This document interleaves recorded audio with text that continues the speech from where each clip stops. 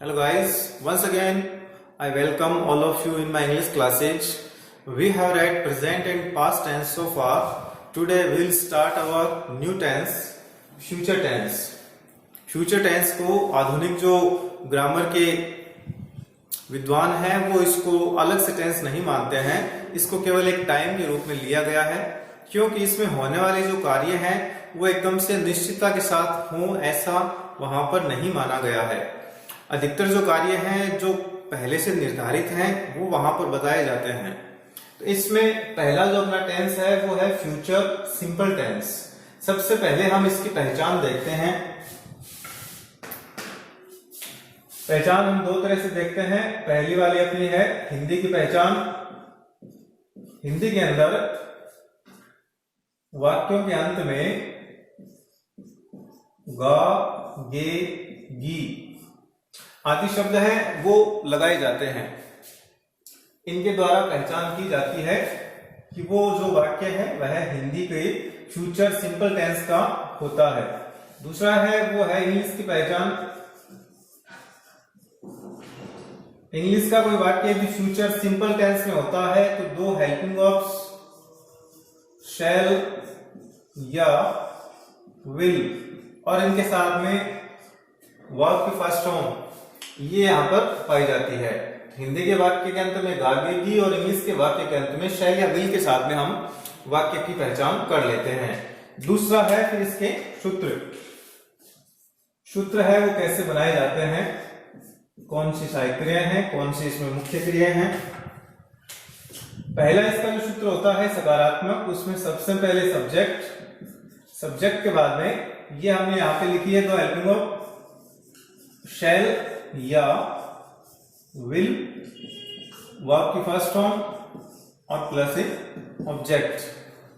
दूसरा सेंटेंस है वह नेगेटिव होता है। शैल के साथ में या विल के साथ में नोट लगाया जाएगा, नोट के साथ में फर्स्ट फॉर्म और फिर ऑब्जेक्ट। थर्ड सेंटेंस के अंदर इंट्रोगेटिव है तो शैल और विल को पहले लिखेंगे, शैल या विल प्लस सब्जेक्ट, उसके बाद में वर्ब की फर्स्ट फॉर्म और फिर उसके बाद में ऑब्जेक्ट और लास्ट में आ जाएगा इंट्रोगेशन मार्क। फोर्थ के अंदर सबसे पहले शैल विल आएगा, उसके बाद में सब्जेक्ट के बाद में नोट के बाद में वर्ब की फर्स्ट फॉर्म और फिर आएगा ऑब्जेक्ट। ये इंट्रोगेशन मार्क लास्ट में। फिफ्थ के अंदर WH वर्ड और जो अपना तीसरा सेंटेंस है यहां पे हम लिख देते हैं शैल या विल सब्जेक्ट वर्ब की फर्स्ट फॉर्म और साथ में ऑब्जेक्ट। तो ये इस प्रकार से हमारे 5 जो सेंटेंस है वो बना लिए जाते हैं। तो इनमें नई चीज है वो ये है शैल और विल और वर्ब की फर्स्ट फॉर्म। शैल विल अलग अलग प्रकार से अलग अलग सब्जेक्ट के साथ यूज होते हैं। देख लेते हैं। शैल का यूज हम करते हैं आई और वी सब्जेक्ट के साथ और विल है उसका हम प्रयोग कर लेते हैं इन दोनों के अलावा जितने भी शेष रहे हैं, वैसे ही, सी, इट, दे, यू या किसी का नाम। यदि इस प्रकार के हमारे पास सब्जेक्ट हैं तो विल लगाएंगे और आई वी के साथ में शैल लगाएंगे। अब यहां पर एक विशेष ध्यान रखना है कि यहां पर हमने शैल विल को एक हेल्पिंग वर्ब के रूप में, एक जनरल हेल्पिंग वर्ब के रूप में काम में लिया है। क्योंकि शैल और विल है उसको मॉडल के रूप में भी काम में लेते हैं। तो वहां पर जब इनका यूज देखेंगे तो निश्चित नहीं है कि शैल के साथ आई और वी आए और विल के साथ में ये सारे आए, तो वो एक अलग चैप्टर अपना मॉडल्स का रहेगा, उसके अंदर हम पढ़ेंगे। तो यहां पर आपको ध्यान रखना है कि आई और वी के साथ शैल का प्रयोग करना है, बाकी जितने भी अपने हैं उन सब के साथ में विल का प्रयोग करना है और इन सब के साथ में वर्ब की फर्स्ट फॉर्म का यूज करना है। एक जगह हमने और फर्स्ट फॉर्म का यूज किया था, वो था प्रेजेंट सिंपल टेंस। वहां पर भी हमने वर्ब की फर्स्ट फॉर्म का यूज किया था, लेकिन वहां पर हमने एस लगाया था और यहां पर हम शैल विल के साथ में फर्स्ट फॉर्म का यूज कर रहे हैं। जब फर्स्ट फॉर्म का हम यूज करते हैं तो उसको कहते हैं इंफिनिटिव का यूज करना। फर्स्ट फॉर्म है उसको हमें इंफिनिटिव का नाम दे देते हैं। अब इंफिनिटिव क्या होता है, कितने प्रकार के होते हैं, उनकी चर्चा हम किसी एक अलग अध्याय में विस्तृत रूप से करेंगे। यहां पर आप जान लीजिए कि वर्ब की फर्स्ट फॉर्म है उसको यहाँ पर इंफिनिटिव के रूप में यहां पर काम में लिया गया है और एक प्रेजेंट सिंपल के रूप में भी काम में लिया जाता है। तो ये अपने हो गए सूत्र। अब इसके हम टाइम एडवर्ब देखते हैं जिनके द्वारा फ्यूचर में होने वाले कार्यों की पहचान की जाती है। इस टेंस के टाइम एडवर्ब की बात करें तो इसमें इस प्रकार के टाइम एडवर्ब्स आते हैं जो हमें भविष्य में होने वाले कार्यों की तरफ इशारा करते हैं, जैसे टुमारो, टुमारो है ना आने वाला दिन, नेक्स्ट के साथ में next day, next week, next month, next year, etc। कई बार कमिंग भी आ जाता है, coming day, coming week, month, year, etc। कोई आगे की सन है वो दी जा सकती है, जैसे 2025, 2050, इस प्रकार से। आने का जो समय है जो भविष्य में आएगा, जैसे टुमारो है, नेक्स्ट के साथ में, कमिंग के साथ में या तो सन के साथ में, इस प्रकार के इंडिकेशन मिलते हैं तो हम उसको फ्यूचर सिंपल टेंस मानकर उसमें शैल विल के साथ में वर्ब की फर्स्ट फॉर्म है उसका यूज करते हैं। यूजेस देखते हैं इसके। यूजेस में पहला जो इसका यूज है वो हम कर लेते हैं भविष्य में होने वाले कार्य, यानी आज के बाद में जो भी कार्य जो होने वाले हैं उनके बारे में हमें फ्यूचर सिंपल टेंस का यूज कर लेते हैं। और ये सिंपल फ्यूचर है यानी सरल कार्य होते हैं जिनके बारे में हमें पहले से ऐसा आभास है कि ऐसे कार्य होंगे, जैसे she dash meet her cousin tomorrow. यहां पे हमने टाइम एडवर्ब टुमारो है उसको देखकर यहां पर सी के साथ में विल का प्रयोग किया और मीट है उसको मीट ही रहने देंगे क्योंकि विल के साथ में फर्स्ट फॉर्म का यूज हम कर लेते हैं। पहला सेंटेंस है। दूसरा है दे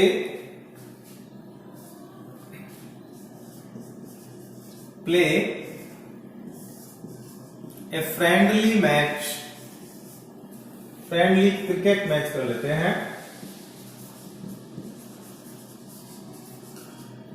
दे play a friendly cricket match with our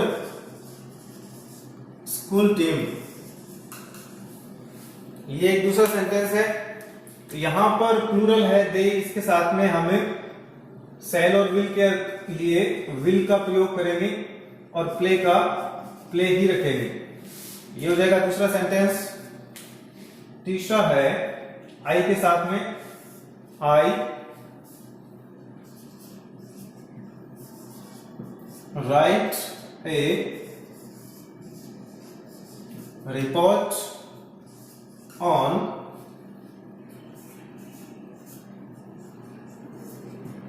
COVID-19 disease।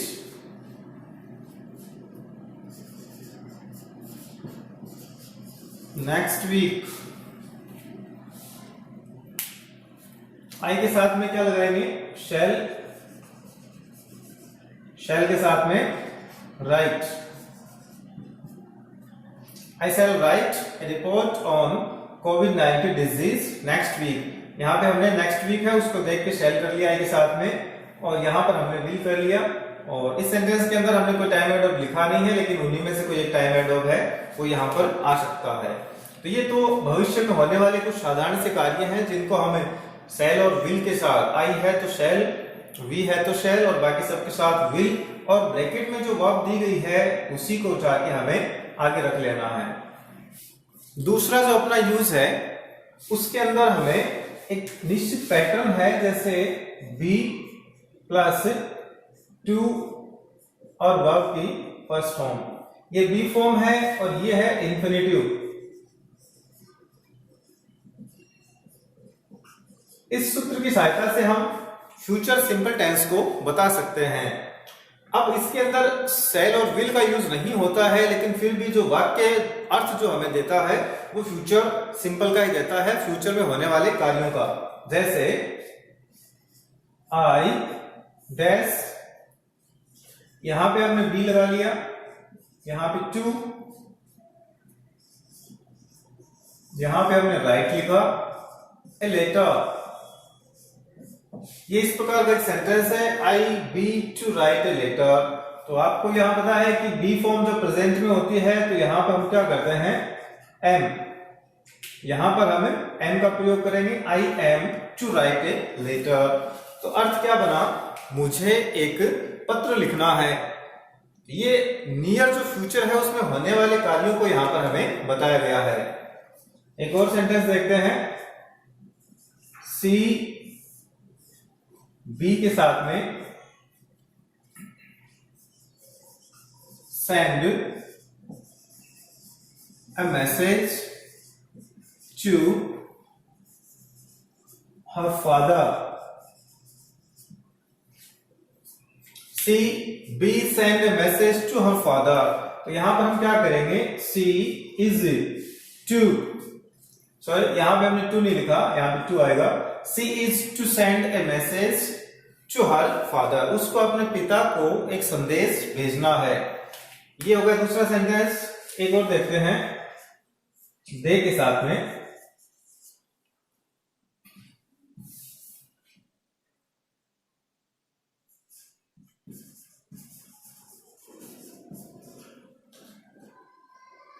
Students B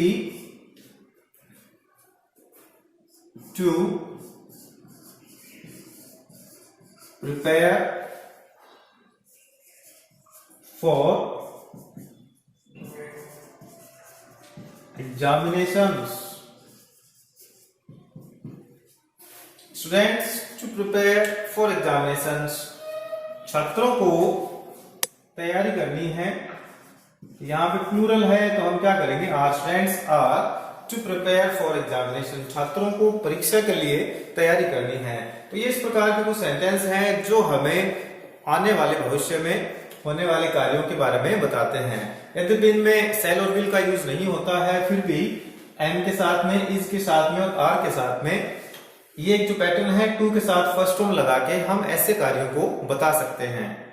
अब यदि इनमें कार्य होने का जो अंतराल है वो कम है, यानी जस्ट कार्य होने वाले हैं थोड़े समय के बाद में, तो यहां पर हमारा जो पैटर्न है वो बदल जाता है। कैसे बदलता है वो हम अगले यूज में देखते हैं। अगला जो यूज है उसमें हम देखते हैं कि पैटर्न तो हमारा पीछे वाला ही है जो हमने 2 नंबर पे पढ़ा था। यहाँ पर बी है और यहाँ पर इंफिनिटिव है, लेकिन बीच में हमने क्या लगा दिया, अबाउट लगा दिया। अबाउट लगाने से जो काम होने का जो एक अंतराल है वह कम हो जाता है। ये इंफिनिटिव रहेगा, यहां पर बी फॉर्म रहेगी। सेंटेंस देखते हैं, the train dash be about to leave the station. The train be about to leave the station, train है वह स्टेशन छोड़ने ही वाली है। पीछे वाले में हमने क्या किया कि मुझे पत्र लिखना है, मुझे खेलना है, मुझे पढ़ना है, इस तरह से। लेकिन यहां पर ट्रेन है वह स्टेशन छोड़ने ही वाली है, यानी जस्ट थोड़े समय के बाद में काम है वह फ्यूचर में इंडिकेट किया गया है। तो यहां पे हमें क्या करना है, the train is about to leave the station. अब ये जो ब्लैंक है यहां पर तो हमें बी के लिए भरना है, और कई बार यहां भी आ सकता है। यहां पर तो निश्चित है टू है, टू के बाद में फर्स्ट फॉर्म ही लगाई जाती है। यदि पूरा यहाँ पे ब्लैंक दिया जाता है तो आपको इसमें ये पैटर्न याद करना है और टू के साथ में फर्स्ट फॉर्म का यूज करना है। यदि ब्रैकेट में आपको यहाँ पर लीव मिल जाए तो ये लीव फर्स्ट फॉर्म है, इसको आपको टू के साथ में फर्स्ट फॉर्म के रूप में यूज कर लेना है। ये पहला सेंटेंस है। दूसरा सेंटेंस देखते हैं। Ram dash be about to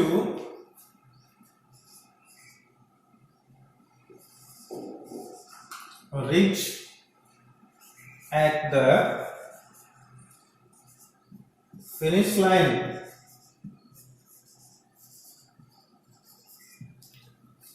ये कोई रेस है, उसका कुछ सीन है, दृश्य है।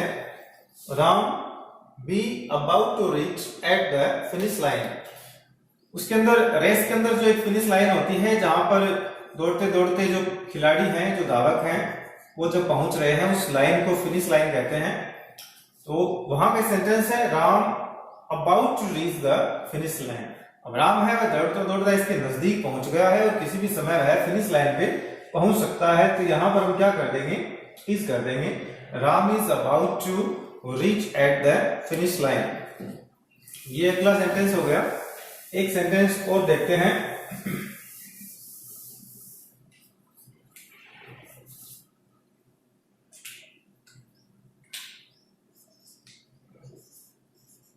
Our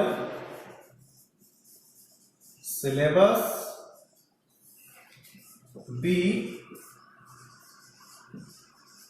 about to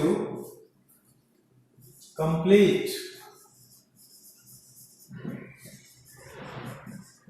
next week. अब यहां पर हमने एक सेंटेंस है, उसके अंदर एक फ्यूचर को इंडिकेट करने वाला टाइम एडवर्ब लिया है नेक्स्ट वीक। तो इसका अर्थ ये नहीं है कि आपको यहां पर शैल विल का यूज करना है। वर्क है वह डिनोट किस में हो रहा है, फ्यूचर में। यहां पर हमें बी दिया गया है तो बी के लिए हमें क्या करना है, इज ही करना है। अब यहां पर भी आपको ध्यान रखना है कि यहां पर आवर है, उसको देखकर आर नहीं कर लेना है। यहां पर सब्जेक्ट है वो पूरा है आवर सिलेबस, यानी हमारा सिलेबस है वो सिंगुलर सब्जेक्ट के रूप में। यहां पर इसको सिंगुलर के रूप में काम में लेंगे। इज आएगा about to complete next week. तो ये अपना तीसरा जो यूज है उसके अंदर पैटर्न आपको काम में लेना है। बी के साथ में अबाउट और अबाउट के साथ में इन्फिनेटिव का यूज करना है। फोर्थ अपना जो यूज है वह हम गोइंग टू के साथ भी कर लेते हैं।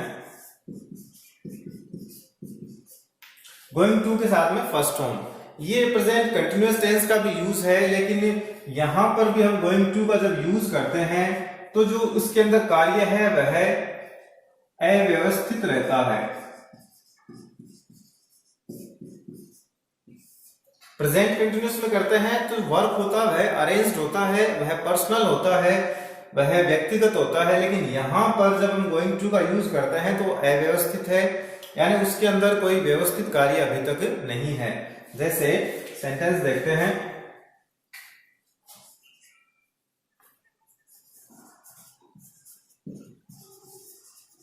She is going to start spoken English classes next month. यहां पर ये जो सेंटेंस है उसके अंदर हमने गोइंग टू के साथ में यूज किया। यहां पे बी फॉर्म है, ये गोइंग टू का यूज है, ये फर्स्ट फॉर्म है। इस प्रकार से अर्थ क्या बना, she is going to start spoken English classes next month. अगले महीने से वह स्पोकन की जो इंग्लिश की क्लासेज है वो शुरू करने वाली है। तो नेक्स्ट वीक जब इसमें लिखा गया है तो इसका अर्थ यह है कि वह कार्य अभी तक अरेंज्ड नहीं है, व्यवस्थित नहीं है, उसका एक निश्चित जो निर्धारण है वह नहीं हो चुका है, इसलिए नेक्स्ट मंथ लिखा गया है। यदि इसी को प्रेजेंट में लिखते हैं तो वो कार्य एक निश्चित कार्य के रूप में लिया जाता है। यह इसका है गोइंग टू के साथ में प्रयोग।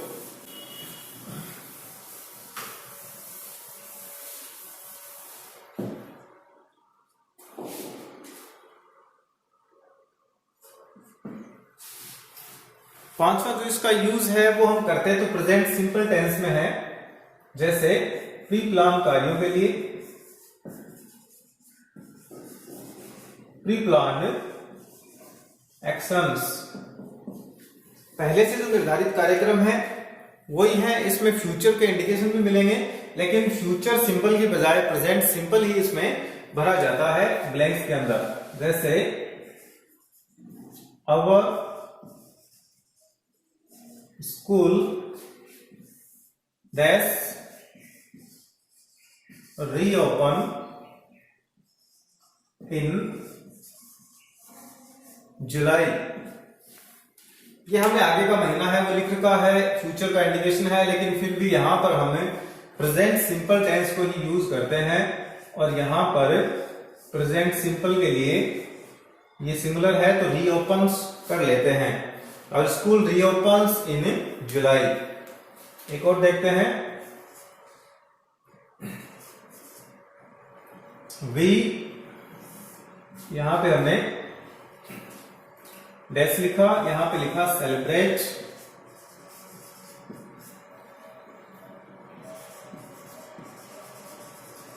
Annual function in December. We celebrate annual function in December. तो यहां पर आगे का जो डिनोटिंग टाइम है, लेकिन फिर भी यहां पर हम सेलिब्रेट ही करेंगे, क्योंकि ये पहले से प्री प्लान है, इसलिए हमें यहां पर कई बार कमिंग दिसंबर भी आ सकता है, यहां पर नेक्स्ट दिसंबर भी आ सकता है, या फिर फॉलोइंग दिसंबर आ सकता है, लेकिन यहां पर प्रेजेंट सिंपल का ही यूज करना है, क्योंकि जो एक्शन है वो पहले से निर्धारित है। तो इस प्रकार से फ्यूचर सिंपल में हम देखते हैं कि कई बार तो हम शैल विल के साथ बता सकते हैं, लेकिन कई बार हमें प्रेजेंट कंटिन्यूअस के साथ, प्रेजेंट सिंपल के साथ भी कार्यों को बताना है, वो भी हमें फ्यूचर के बारे में इंडिकेट कर देते हैं। तो ये अपना आज का टेंस था, फ्यूचर सिंपल टेंस। हमारे वीडियोस के बारे में यदि आपको कुछ भी समझ में ना आए तो आप कमेंट बॉक्स में नीचे पूछ सकते हैं। वीडियो को ज्यादा से ज्यादा शेयर करें, सब्सक्राइब करें अपने सभी साथियों के साथ, ताकि वो सारा अपना अध्ययन है वो उसको जारी रख सकें। Thanks for watching the video. Tomorrow we will meet with a new tense. Goodbye.